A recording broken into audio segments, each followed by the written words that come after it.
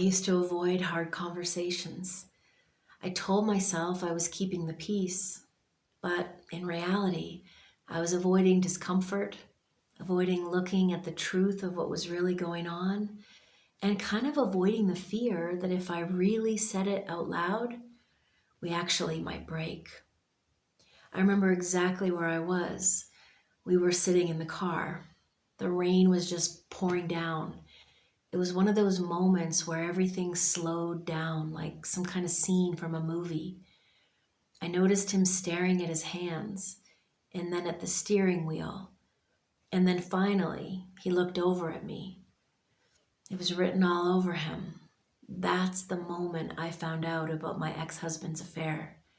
There wasn't some huge argument. To be honest, I guess even with my heart breaking in that moment, I could see how it happened.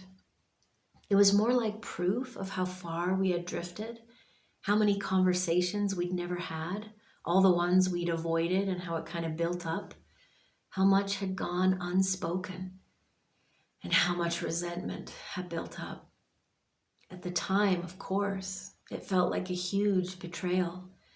But after years of healing and how this moment ushered me in to becoming a therapist with a focus on couples in distress, and now 20 years later, thousands of sessions with clients, I see it all very differently.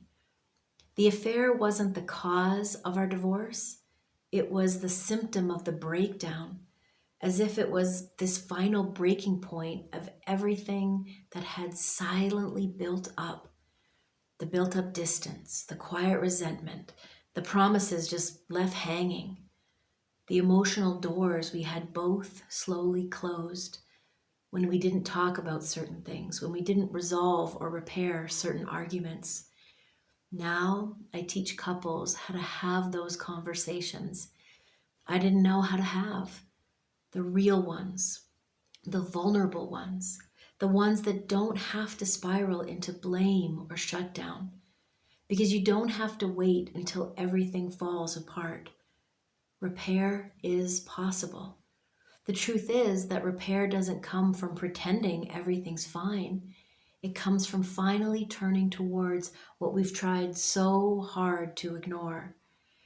But if you're ready to stop sidestepping the pain or avoiding the silence and start listening to what's underneath it, I'd love for you to subscribe. I talk a lot about that messy middle, trying to decide what's best, how you're going to move forward, or recovering your heart after a moment like this one, where you learn about the affair or trust feels so broken, you just are left with, how do I move forward from this?